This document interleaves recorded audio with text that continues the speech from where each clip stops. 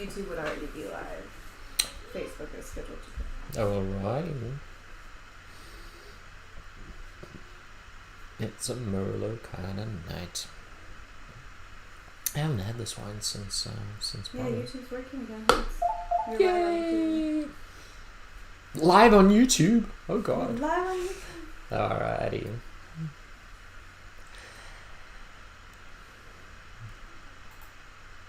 Let's see.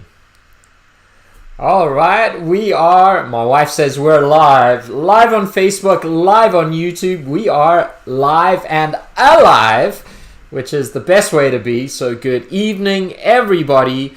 Welcome to Tasting Tuesday. What is Tasting Tuesday? It's an hour where we celebrate each other, wine, and more specifically, Virginia wine. Because it's all about drinking local, enjoying local, supporting local. Let's say hello to some people, and as always, it's the Sugamellis who are first online. So good evening to you, Marsha, followed very closely by Maureen. Good evening, Maureen, and Erica Johansson. Kefni Kring, our new wine club manager. I think I should probably announce that Kefni is our wine club manager, but Kefni Kring, everybody. Good evening, Kefni. I hope you're doing well. There's Kimberly. Good evening.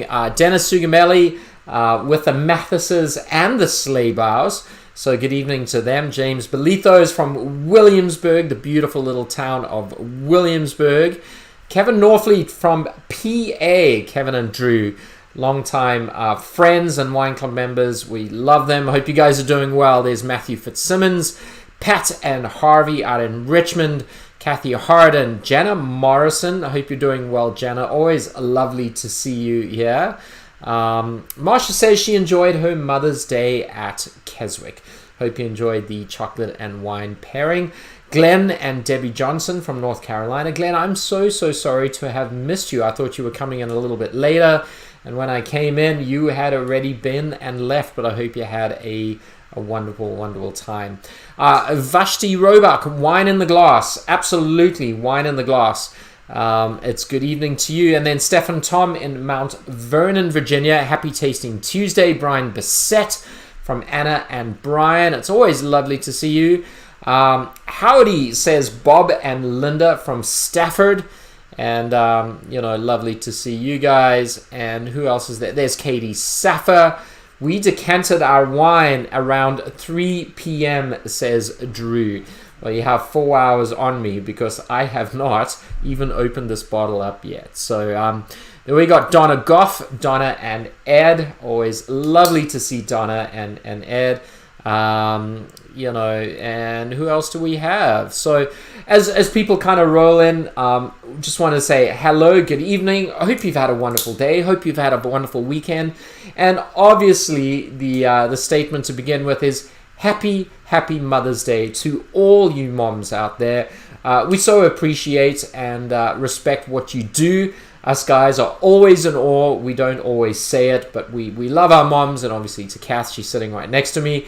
But happy Mother's Day to all. Big announcement.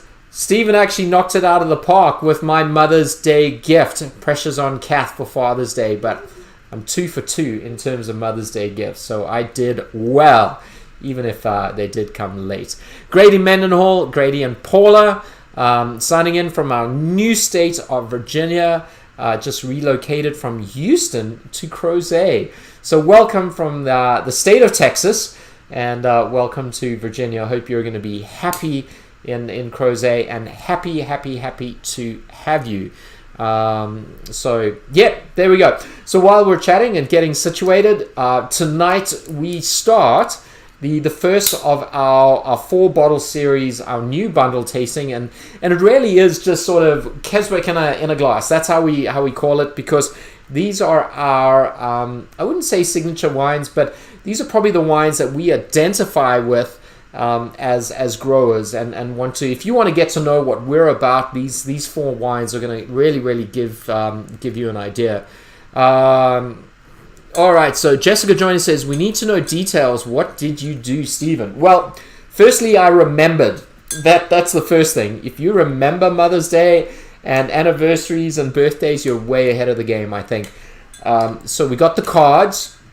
the boys signed them, and Aria made a wonderful card for Kath. But I got my wife a convection oven, air fryer, dehydrator, and then I got an incredible cookbook. Not a cookbook because she's an amazing cook anyway, but a baking, how to make incredible treats. For those that don't know, not only is my wife beautiful and smart and a PhD in virology, but she's an incredible baker. So just a couple of things to kind of help her on the way. So at the end of the day, it's about expressing how incredible she is as a mother to our kids. And yeah, I did it well. Vacuum cleaners, which I always thought were great gifts. Not exactly, but all right. Anyway, she loves a vacuum cleaner. Alrighty. So Jessica says, great job. Thank you so much. I appreciate it. But tonight it's about wine, and more specifically, it's the first of our reserve tastings. And tonight we're talking about a wine that you need to know about. You need to know about this varietal. You need to drink this varietal because I think it makes some of the most iconic and some of the most beautifully drinking wines in the world. What am I talking about? Merlot. So this is our 2019 Merlot Estate Reserve. And if you're new to this, first and foremost, Jessica says, my husband got me a power washer. It was at the top of my list. So lists are always great. Tell us what you want and we will get it for you. That's what guys are very, very good at doing. Leave it up to interpretation.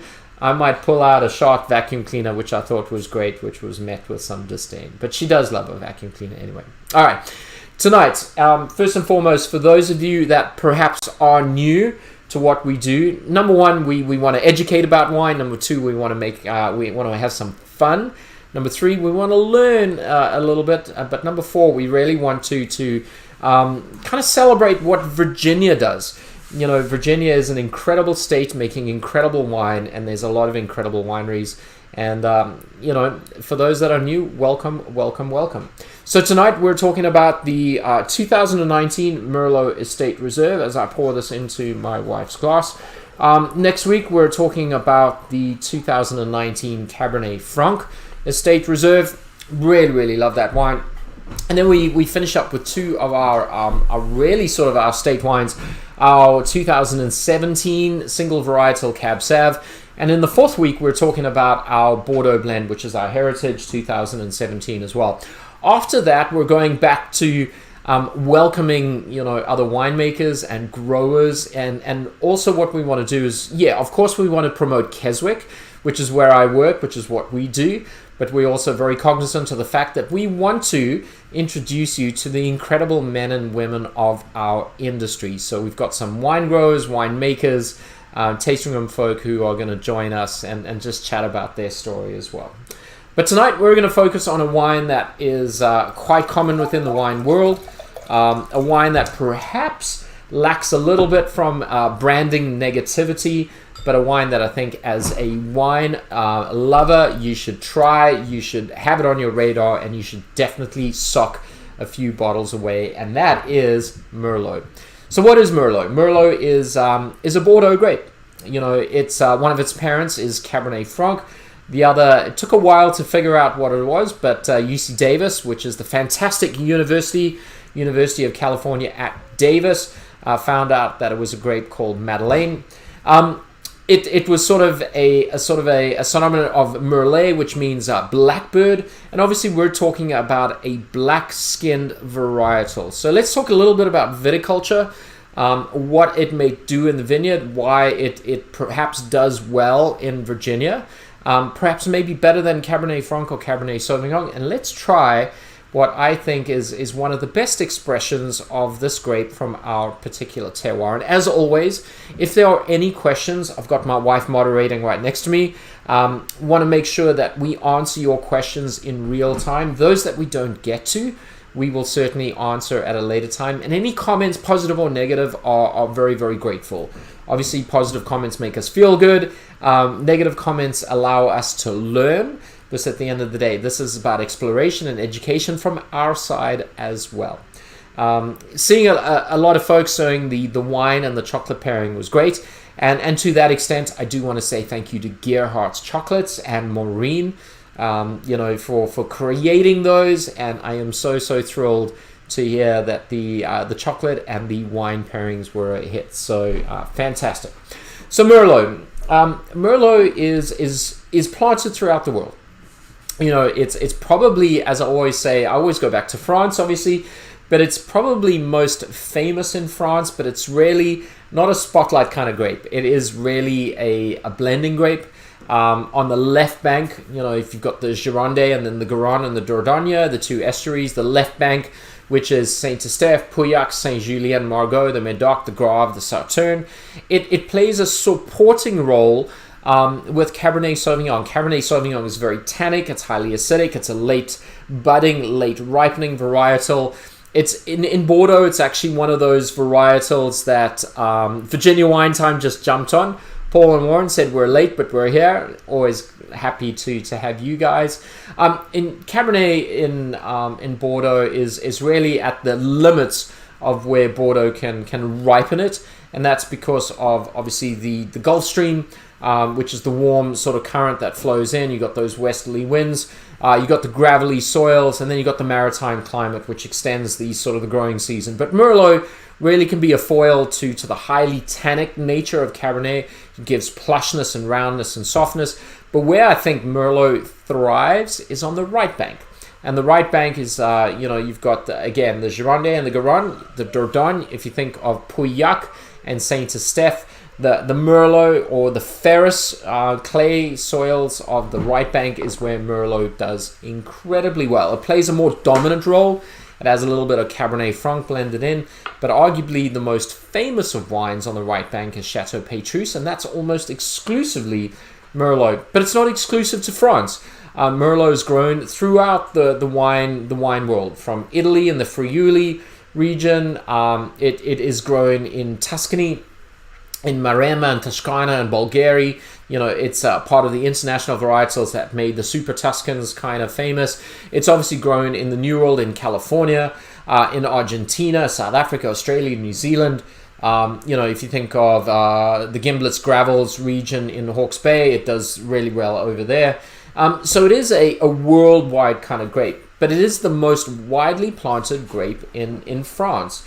Now, why I think it suffers a little bit from sort of a branding issue is that it's a bit of a Goldilocks wine. If you think it's not too hot, it's not too cold, it's sort of a nondescript. If you think of wines that really stand out and are polarizing, you're going to have people that love it, that really adore this grape. You're obviously going to have the other side of it where grapes sort of don't appeal to it. Merlot has mass appeal. If you think of Cabernet as sort of the enforcer, as the bouncer in the club, Merlot is the temptress, the seductress. It's soft and it's silky and it has tannins that are elegant and stuff like that. It really is, in my mind, one of the most beautiful expressions of grapes, and it makes wines that not only can stand alone, but are also wonderful sort of blending components as well. So talking of which, there's two styles in my mind. One is an international style. What do I mean by that? An international style for me is more sort of New World. It's all about fruit. It's about hang time. It's about letting the fruit hang, developing sugar, developing tannins. But the problem with that is you're dealing with higher alcohol levels. You're dealing with lower acid levels because the longer the grape sits on the vine, the acid levels are going to soften up a little bit as well. And you're really getting those sort of jammy extracted flavors. And then you get, I think, which is more sort of the French or the Bordeaux style, is where you pick it a little bit earlier. Tends to be a little bit more herbaceous, a little bit minty, eucalyptus, lower alcohol levels, higher acid levels. That style really is more sort of a style more predominantly found in Bordeaux. So it can be, I think if you want to think of it, a better way to describe Merlot is a bit of a chameleon, right? In that it really takes on the character of the growing season, of the soil, of the elevation, and all of those that contribute to what we know as terroir, which is a great segue into Keswick Vineyards. So we have 2 blocks of Merlot. The first block was planted in 2000. The second block was planted in 2004. Now, Merlot at Keswick does fairly well for a couple of reasons. Number one, Virginia's climate is that of a subtropical humid. And again, when we're talking about climate, we're talking about data over many, many, many years. The growing season is really the data that's extrapolated from the growing season, which, as we've spoken about in past, is April 1st through October 31st. We go from that date because after that, really, the vine goes into dormancy. We go in through to pruning. It's not really counted as the growing season. But it's an earlier budding varietal than Cabernet Franc and Cabernet Sauvignon. So number one, it's going to ripen a little earlier, which is great. Because in Virginia, in September and October, you get a lot of rain potentially. You get a lot of those sort of rainstorms that come in. The problem with budding early is that we deal with frost. We are a continental climate to a certain extent because we're not close to ocean, and we're certainly not a Mediterranean climate. So we do, and continentality, by the way, is a great difference between the warmest months and the coolest months. That's what's defined as continentality. All right. When we talk about a continental climate, you have really hot, warm summers, very cold, kind of winters. Maritime climates are obviously growing regions that are situated close to oceans. You have the ocean influences. You get rainfall throughout the year, but the temperatures are more moderate. And Mediterraneans, you get that same sort of moderation, a temperature perhaps a little bit warmer, but the influence of rain is a little bit less as well. So Merlot does well for a couple of reasons. It buds early, and if you can get through frost, more than likely you're going to be able to ripen it. The problem with Merlot is it can go from almost ripe and then become overly ripe. So your picking window is incredibly short. You want to pick fruit at physiological ripeness. So great flavor development, great skin development, great seed development. Flavor development is obviously the most important, but you can't discount the acidity on the wine as well. All right. And obviously we're at the mercy of the growing season. We need a little bit of help. In Virginia, you're going to have vintage variation. You think of years like 17, 19, 14, 10, 9. Those are wonderful, wonderful years. 12, 13, 15. Those are very average years. And then you get sort of the 11s, the 18s, and the 20s.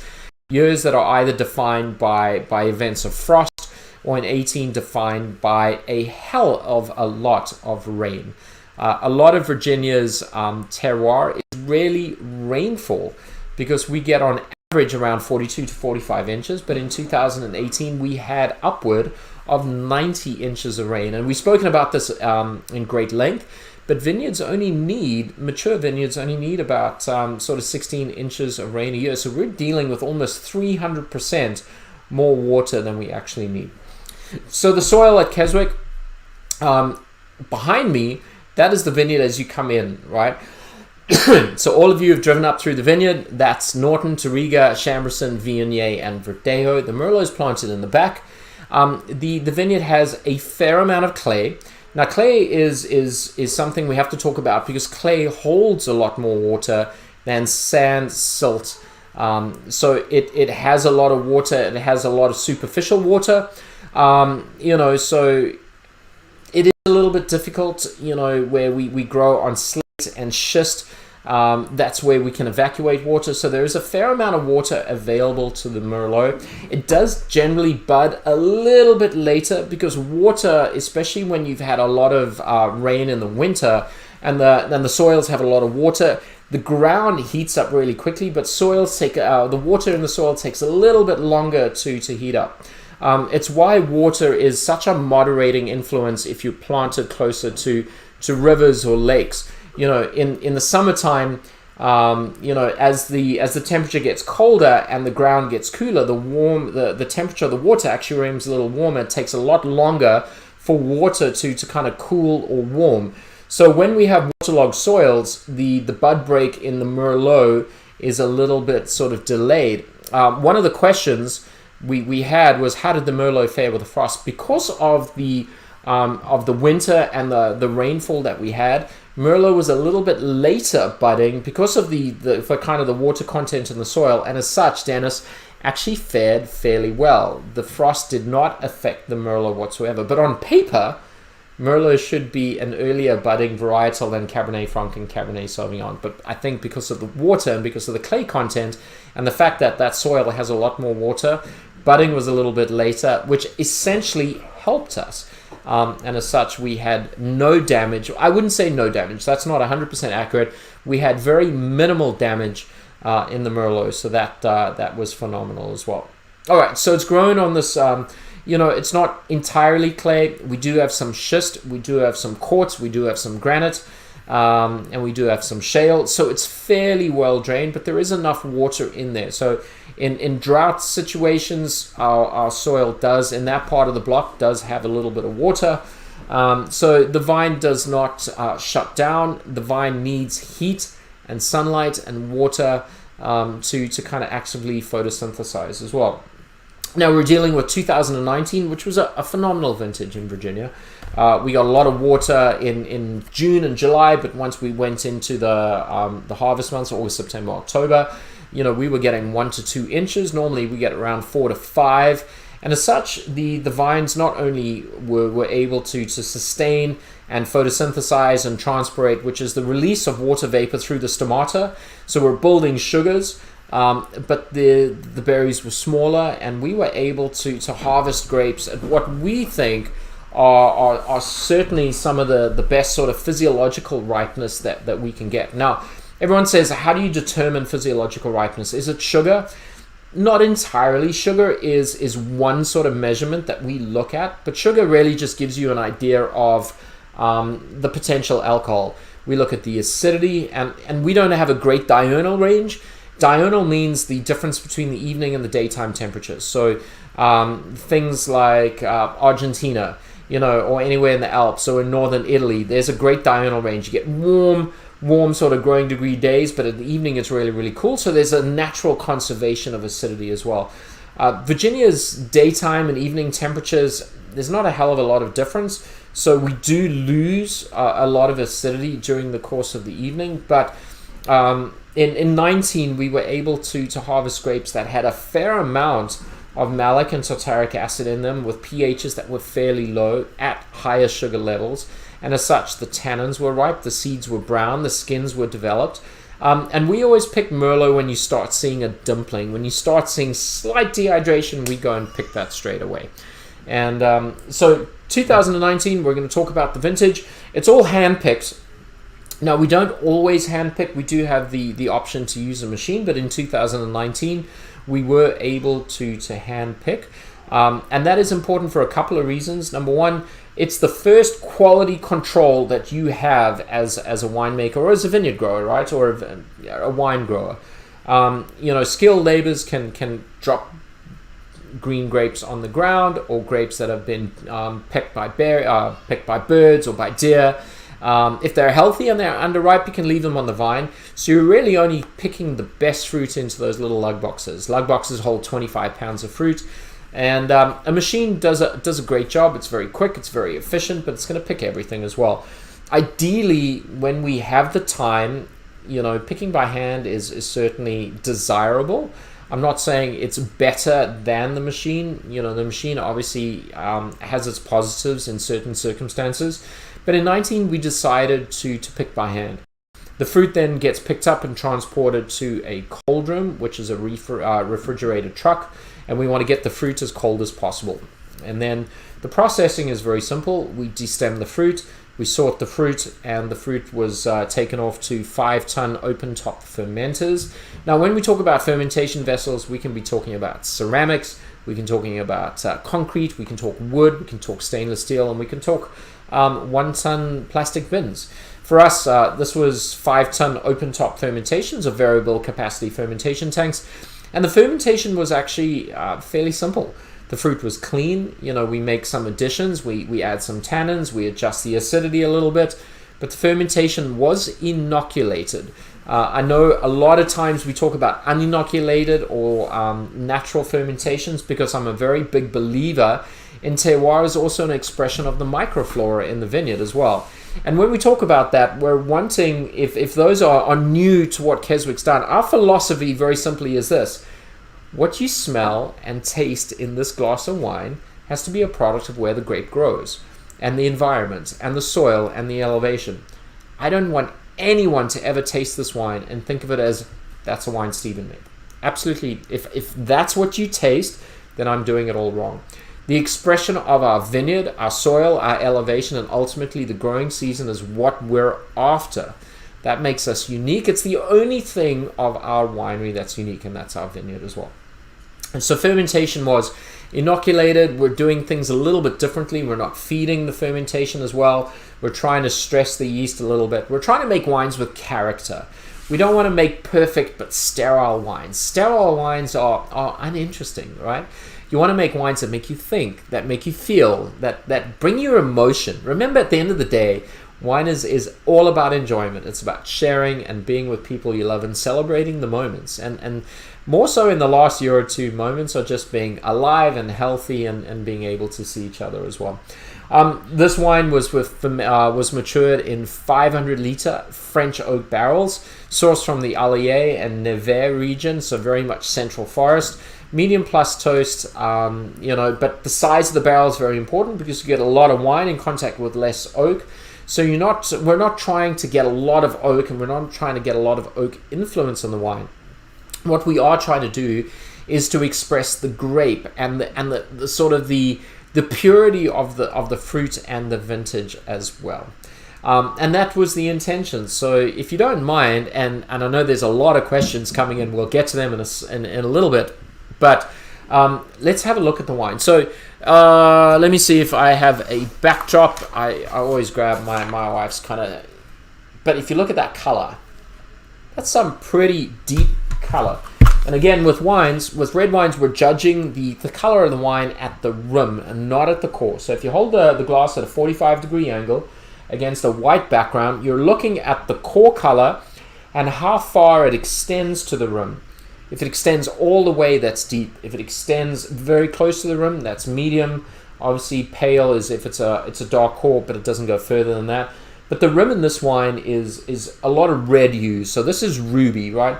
And the core extends almost to the edge. So it's not deep, but it is medium. Medium ruby. It's not purple. It's certainly not that inky kind of dense kind of character. And it's also not tawny. Now, tawny if there was more orange or brown tones in there as well. So it's got beautiful extraction. It's a gorgeous looking wine. But at the end of the day, color is just that. It's visual. It's lovely. It doesn't mean quality whatsoever. So more importantly, we're going to give it a sniffy sniff. So give the wine a great agitation. And a lot of people say, how pronounced is, you go to the chest, the chin, and the nose, right? So if you're at the chest, can't really smell it, but if you get to the chin, you can start smelling. So this is sort of it's not pronounced in terms of its aroma, but it's certainly medium and medium plus. Give it a swirl. What we're doing, we're volatilizing the esters, the aroma compounds in the wines. Volatility by definition means the ability to vaporize. So again, I am using, I haven't got the bag, I've got the mini bag tonight. A smaller glass, not a big wide brim roll. I think Merlot doesn't require a lot of oxygenation, so I do have a Riedel glass, but it's certainly not as big as the Bordeaux glass that I normally use. So a good old swirl. Now this is where wine becomes subjective. What I'm going to do is tell you what I smell and what I taste tonight. But at the end of the day, remember, wine is drink what you like, how you like, and when you like. And that's all that's important. All right, so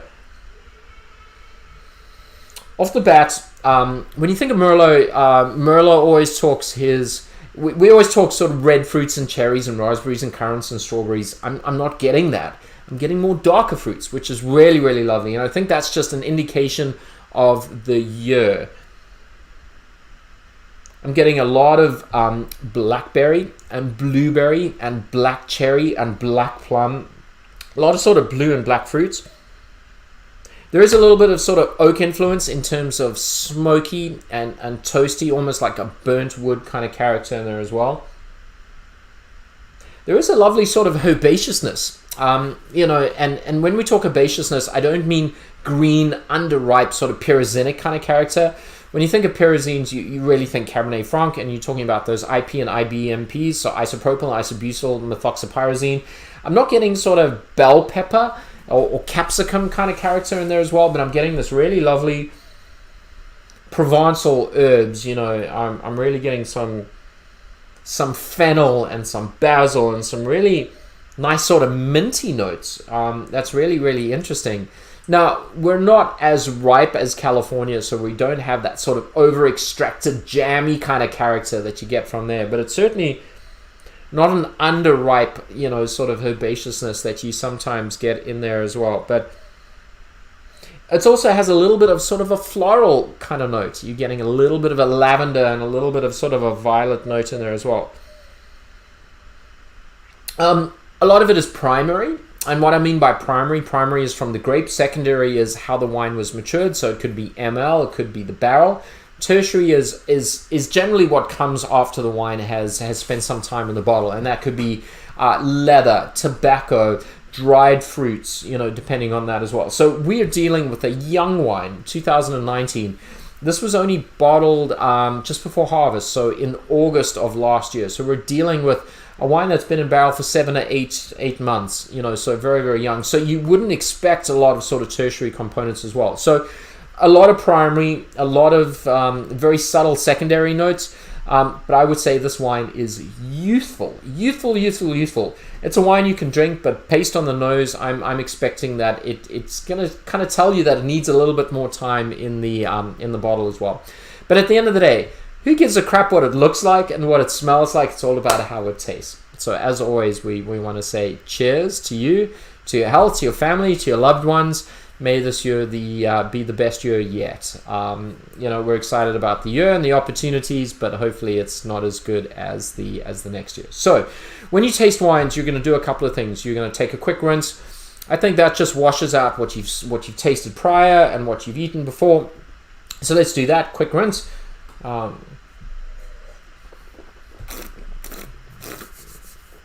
like it already. When you take the wine in again, think of it like mouthwash. Run it over every sort of component of the mouth. Run it down the side of your gums. Keep it on the tip of your tongue. Remember, you know, the acidity on the wine is going to be sort of how the wine at the tip of your tongue salivates. You know, it's going to have that salivation. And think of it in terms of 1 Mississippi, 2 Mississippi, 3 Mississippi. I think of tannins. Tannins are going to, you know, you're going to be on the front of your teeth, but bigger tannin wines are going to be more down the side of your gums. Because tannins are polyphenolic compounds that by definition precipitate and bind with proteins. They're going to react with the proteins in your salivary glands as well. Now remember, you can only taste what you can smell, because your palate can only pick up sweet, sour, salt, bitter, fat, and umami. So you cannot taste something that you haven't smelt. So if we're talking of smelling black cherries and black plums and herbaceousness, that is what you're expected to taste. So let's do that. So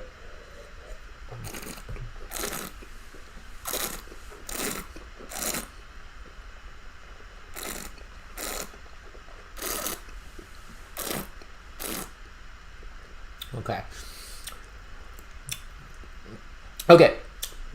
My initial impression is this. It's not a massively tannic wine. It's not a wine that has such drying sensation that you require a glass of water. What I love is the tip of my tongue is really sort of tingling and salivating, so it's got really lovely acidity. The tannins, and this is the thing about Merlot, that I think it gets knocked for, but I really think it's something, you know, we should be celebrating, is that Merlot has these soft, elegant, rich, silky kind of tannins. It's like a ballerina on a dance floor, right? If you think of an analogy, if you think of a linebacker in a football team, linebacker is big and they've got no neck, and they're powerful and they look powerful. But if you think of a ballerina is graceful, moves along the dance floor fluidity, but they're strong. They're incredibly strong. You know, so it has grace and elegance and this beauty about it, but it's still just as powerful. It's just sort of resonated in a different way, and that's what I love about Merlot. So just to confirm,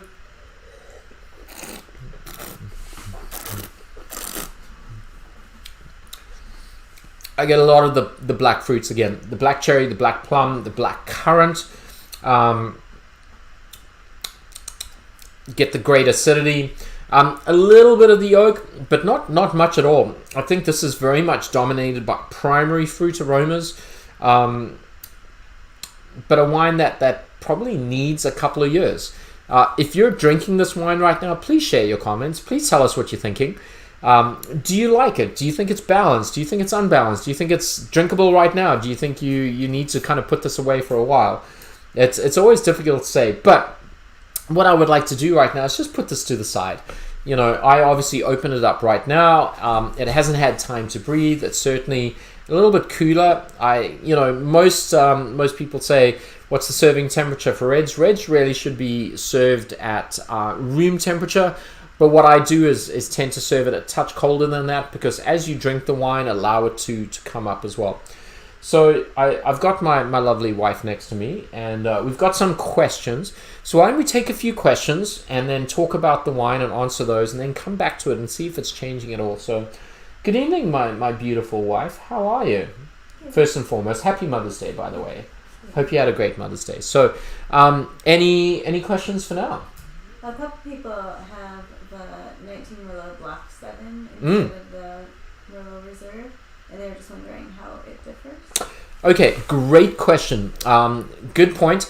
Last year, in 2019, we made 3 Merlots. We made a Merlot, we made a Merlot Reserve, and we made a Merlot Block 7. So what are the differences? So the Merlot is a blend of all our blocks, but it actually represents the medium and the heavy press fractions. So what I mean by that is when you ferment the grapes, and obviously red wines are fermented on their skins to extract the anthocyanins, so that's where the color comes from.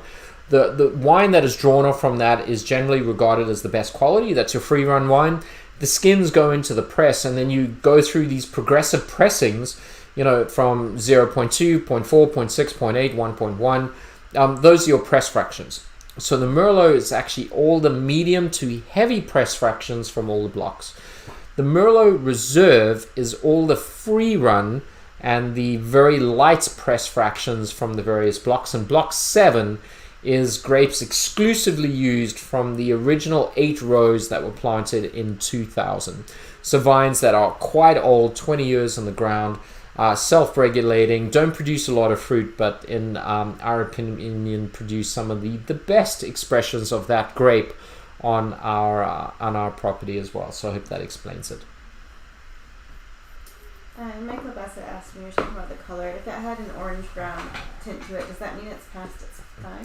No, not at all.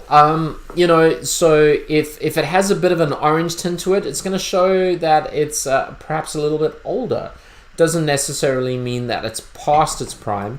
Now, certainly there are wines that left in the bottle. Everyone thinks the longer you leave wines in the bottle, the better the wines are. That's not always the case. Certainly young wines are going to be purple or tawny. Young wines are going to be purple or ruby. But as they age in the bottle, they are going to develop a little bit of that sort of orangey, browny, tawny kind of character. But that does not mean the wine is past its prime. In other words, some wines require 5 or 10 years or 15 years to really come into its own. And I think sometimes, Bordeaux wines, Nebbiolo. If you think of Nebbiolo is a great, kind of example of a wine that actually does not have a lot of color. It's got high acidity and high tannin, but it certainly doesn't have a lot of color as well. So tawny rim does not mean it's past its prime, but it's going to sort of indicate that the wine has spent a few years in the bottle as well. But great question nonetheless. I appreciate that. Thank you. And then Donna asked, are there specific varieties or blocks that you always tend to hand pick or machine pick, or does it vary year by year? I'm just enjoying this wine. Donna, that's a great question. So the question is, are there blocks of grapes that we always try to hand pick or always machine pick? Part of that is determined by the weather. When we come to harvest, we're trying to pick at the last possible second, at the highest ripeness, at the best possible ripeness. The thing about the prediction of the weather is just that, it's predicting. Everyone says if you don't like the weather in Virginia, just give it an hour.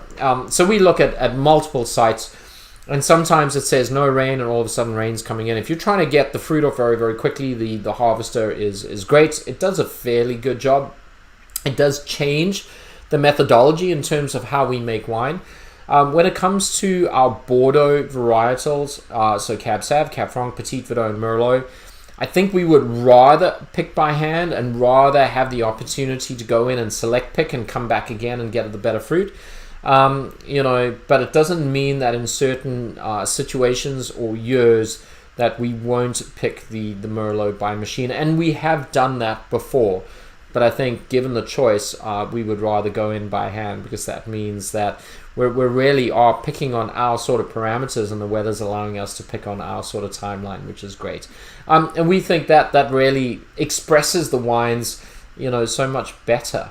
And we're working hard to make sure that we can use the machine to still make wines that are not distinguishable, whether they were hand-picked or machine, but we're not quite there yet. I think that's the honest answer as well.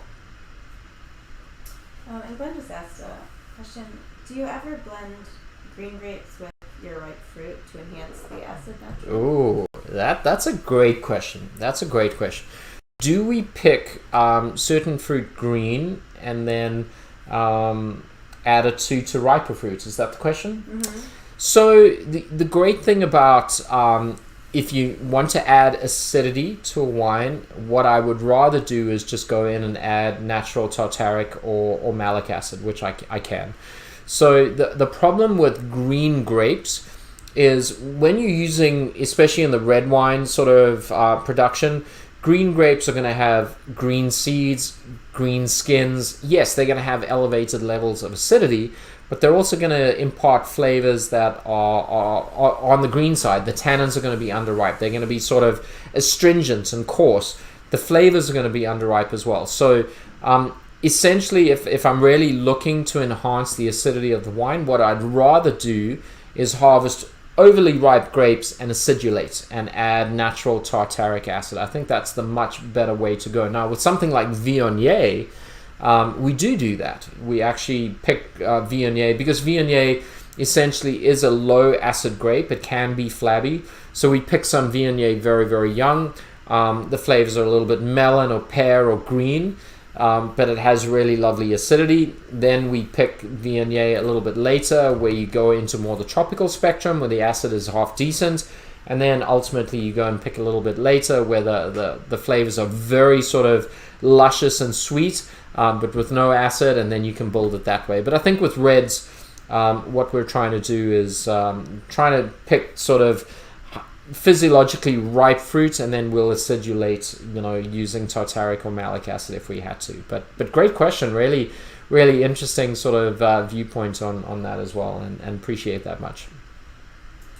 Thomas Barnes asked, if you have a glass of new wine and you try it and you think this needs a few more years, can you just put the cork back in and save it for later? That's a great question. So the problem is, if you put the cork back in, you're exposing the wine to oxygen, and oxygen and wine are not the greatest of friends. If you want some really, really expensive vinegar, that's the way to do it. If you want to taste wines, what I would suggest is investing in something called a Coravin. A Coravin was designed by a medical doctor, and what it does is it puts a hypodermic needle through the cork. It uses argon and an inert gas, and it pulls some wines out, but it displaces the wine and it puts a gas in there as well. Unfortunately, you can put the cork in and it's good for a couple of days, but long term, that wine's going to turn into vinegar and acetic acid, and it's not the best use. And that's the hard part of wine, is the constant the question of when is the best time to drink the wine. If you have one bottle, if you come to Keswick Vineyards and you buy a Merlot 2019, you drink it now, right? And I'm drinking it and I'm like, this is a very pleasant, a beautiful wine, a great expression of the wine. I think it's balanced, got a lot of fruit, but would time in a bottle make it better? The only reason you would age a wine is to really sort of amplify or heighten the drinking experience, right? Now, obviously, the kind of the counterpoint to that is if you drank a wine and you felt it was too old and it was past its prime, that would be crappy. We wouldn't want that at all.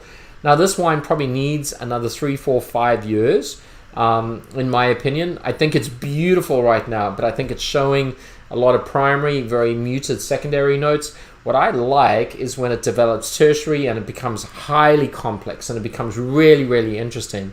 I think this wine is a baby.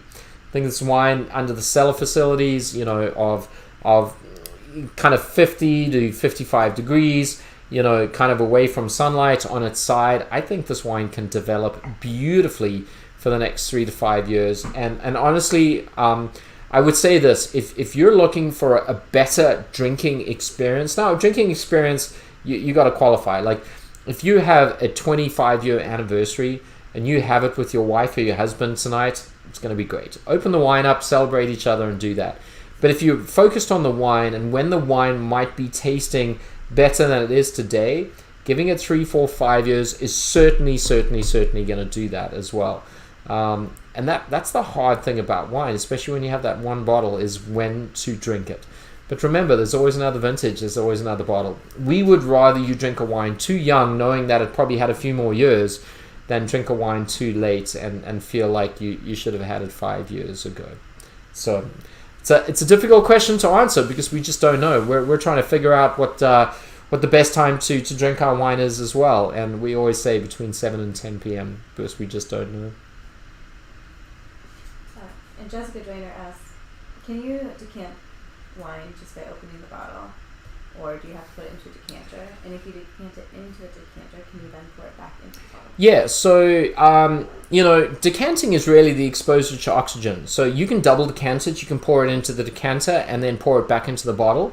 Some people like to kind of serve wines out of the bottle. So double decanting is if you put it into the decanter, you allow it to kind of oxygenate and open up and do all that, and you pour it back into the bottle and you serve it out of the bottle for your friends because people like, there you go, this is the Merlot, it's a beautiful Merlot from Keswick Vineyards, into your glass. I love pouring out of the decanter. Would kind of opening up the cork allow the wine to breathe? Yes, but it's certainly not going to be exposed to as much oxygen as it would in a decanter as well. So you can certainly decant the wine and serve it out of the decanter. You can put it in a decanter and put it back in the bottle, or you can take the cork out and leave it for a couple of hours, whatever works for you. But if you're trying to really open the wine up, putting it in a decanter is probably the best way to go. But I sometimes double decant as well, especially if you got this beautiful bottle of wine and you want to showcase the bottle and the label. Decant it, pour it back into the bottle and serve it out of there, and that's called double decanting. So it's a really, really great question. And Jessica, I hope you're doing well. All right. Well, let's take one more question, and then we'll talk about how you can get this wine, and then we're going to taste it again and go through it again. So, all right. So, winemaking question, vineyard question from Stephanie Johnson. When you're determining when it's time to harvest the grapes, do you take samples of the grapes and do chemistry on them, or is it based on other metrics? So basically, what are the parameters where you decide to pick the grapes? Is it chemistry? Is it numbers? Is it sensorial? The answer is it's a bit of both. So the great thing is I've been involved with Keswick since 2002. So I have a little bit of experience with the vineyard and the blocks, and I've been through the worst of vintages, I've been through the best of vintages, and I've also been I've gone through vintages that have been pretty typical. So there's a couple of things. So leading up to harvest, and September is when we generally harvest Merlot. So sort of the second week of September, anywhere from sort of September 10th through the 20th, that's when we're really harvesting Merlot. What we will do is do berry samples. We will take 100 berries per acre, and we'll take outside of the cluster, inside of the cluster, top at the bottom. We'll get hopefully a representative sample. We'll squish that up. We'll look at the sugar. We'll look at the acid. We'll look at the pH. We'll look at the extract. The difference, the kind of the variability is how well the grapes are sampled. Then I will walk through as well, and I will taste grapes. I eat a lot of grapes. I will press the skins between my fingers. Look at the color. I will chew on the seeds. Are the seeds brown? Are they light brown? Are they green? What are the tannins? You look at the weather and say, look, if we're getting a system that's going to dump 4, 5, 6 inches of rain, we would rather get the grapes healthy and slightly underripe than kind of hang it as well. So it's a little bit of both. A lot of it is intuitive and intuition about how much rain can the vineyard sustain. What will that rain do to the grapes? What follows the rainfall? And what kind of wine could you make if you harvested it right now? So the numbers are really great data points, but I think at the end of the day, we want to trust our palates. We want to trust the flavors of the juice. When you kind of press it in a bag, you want to smell it. If it smells green and herbaceous, you're not there. But there's a lot of factors that go into it, because once it's off, it's off. And it's one of the most stressful times, or one of the most stressful decisions to make, is to kind of pull in the harvester or the picking crew to get the vines off the grapes as well. So it's tough. I'm not saying that I know when the best time to harvest the grapes are. We take our best guess, and I think in 2019 we might have done a pretty decent job. So, all right. A couple of people are asking, can you buy this wine? Is it available?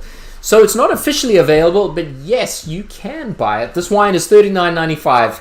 And if you're a wine club member, if you're a gold member, we're going to offer you 30%.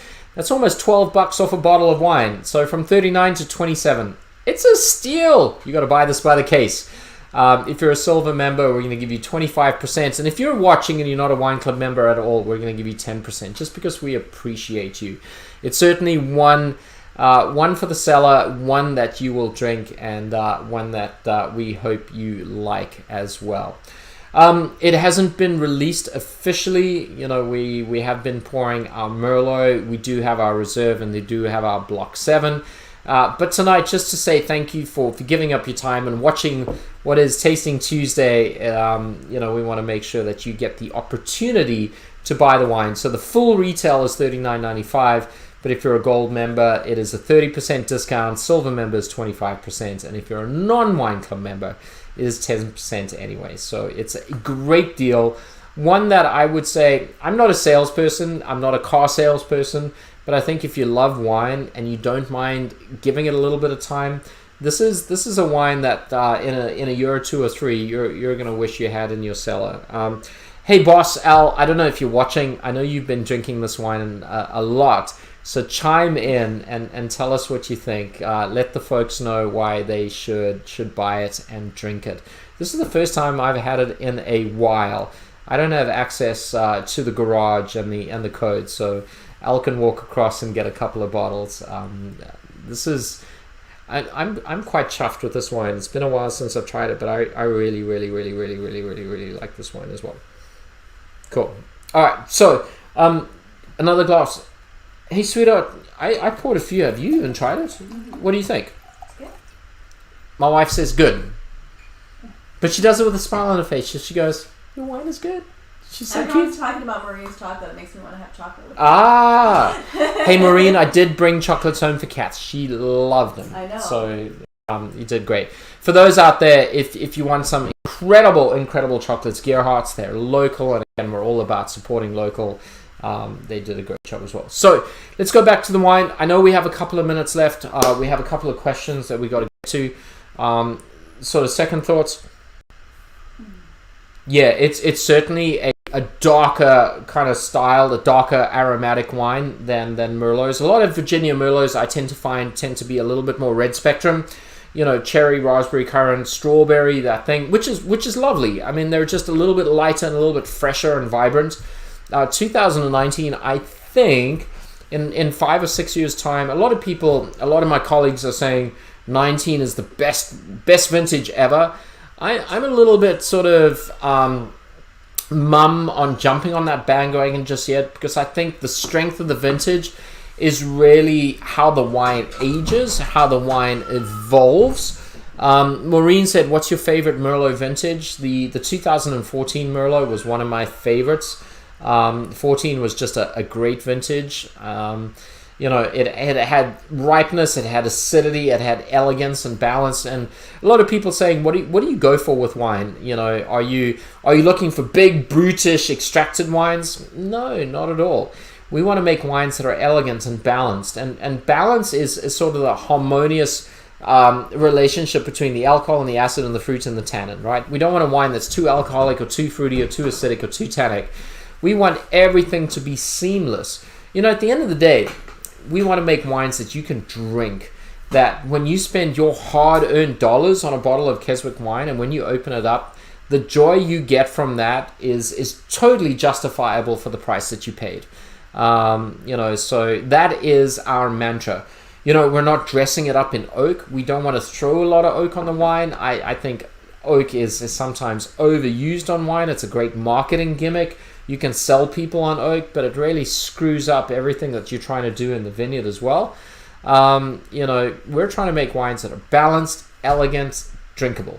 Drinkable. Whether you drink it now, 1 year, 1 month, 10 years, that you get enjoyment, you get the love of drinking that wine. And honestly, I love Robert Parker. Don't care what he says about the wine as well. If you tell me you enjoyed it, you had fun, and you had it with steak with your wife and your husband, and it was some of the best wines you've had, that'll give me more sort of happiness than getting 92 points on the wine, which we do as well. What else can we talk about? Let's just go through it again. Again, the color's not going to change. It's been in the glass for 45 minutes or an hour. Certainly not going to change, but it's got beautiful color. It's got really dark extracted ruby color, and I would say medium again. Aromatically, there's a hell of a lot going on in this wine. Remember, boss, my contract said I could take 5 cases of every wine that I make, right? I might get a couple of cases of this wine because this is really beautiful. I love Merlot. Don't get me wrong. It does suffer a little bit from a lack of, kind of standing out. If you think of Syrah or Pinot or Cabernet Franc, Merlot is sometimes regarded as a nondescript. The other thing that screwed up its image was Sideways, but remember, Sideways was 13, 14 years ago. Merlot is a world-class noble varietal. And if you think of what it does in Virginia, it's generally the base of some of the most iconic Bordeaux blends in the States. It does belong in your cellar. It does belong in the conversation of world-class wines as well. Yeah, really dark spectrum fruits. I really love sort of the intensity and the aromatic intensity of the wine. But it does over-deliver in what Merlot does, is that it packs a punch, but it packs a punch in such a restrained, elegant, sort of nondescript way, which some people find as a negative, but I find that it is beautiful. I love restraint. I love elegance. I love the sort of the shyness of the wine as well. And I think this wine is going to sing and come into its own in a couple of years as well. So we got a couple of comments, and Rebecca Fortney said product SKU is out of inventory. Hell no, we have inventory. We want to make sure that you can get the wine. So Rebecca, don't give up, but we will make sure you can get the wine. So send me a private message, send Kath a private message, get on our Keswick Facebook or our website, or call the tasting room. We will be happy to help you out. Al says, what contract? Well, Al, you should have put that in your contract, big guy. Glenn Johnson says Petrus. Yes, for those that don't know, Petrus is a very small production, comes from Pomerol, and really is the pinnacle of Merlot production in the world. It's sometimes blended with a little bit of Cab Franc, but it generally is a stand-alone Merlot. Dad said this was the best Merlot he's had since the Petrus. Wait. Okay, so big news, breaking news, interrupting this broadcast because the owner of Keswick Vineyards, Mr. Al Schonberg, shrewd businessman, incredible palate, says this is the best. He did say the best Merlot that we've ever produced.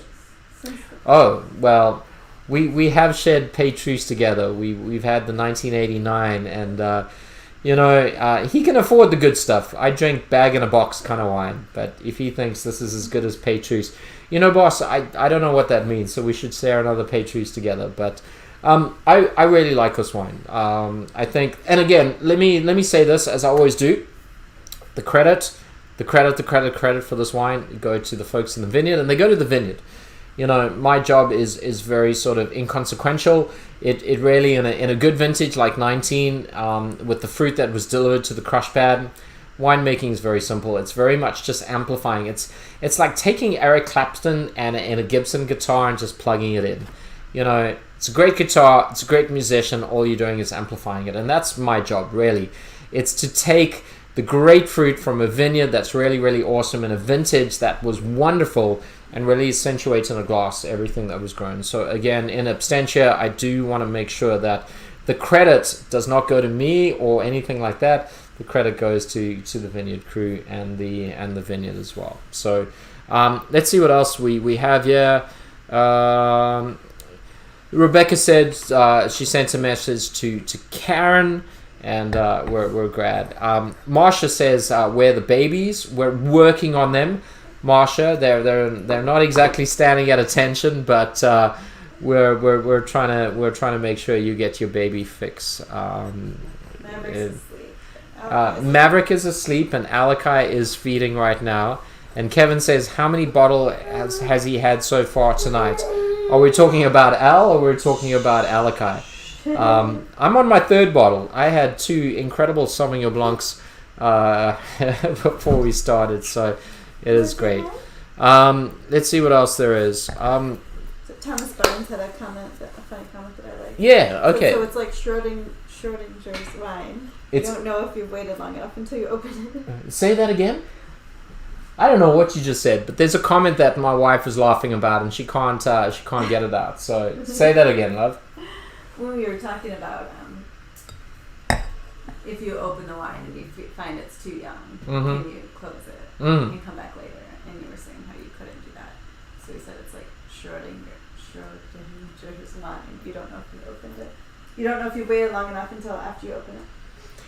Yeah, it's a science joke. Yeah, it's a science joke, I guess, and you know, my wife is the scientist as well. So, yeah, look, I mean, when you spend money on a wine, right? My intention is that whatever you spend on, you're going to drink that wine. You know, we're not at the point where Keswick wines are going to command like 10 times fold prices and stuff like that. So, it really is about the experience. Now, experience when drinking wine is who you drink it with. It's the celebration of life as well. But obviously the wine has to sort of enhance that moment as well.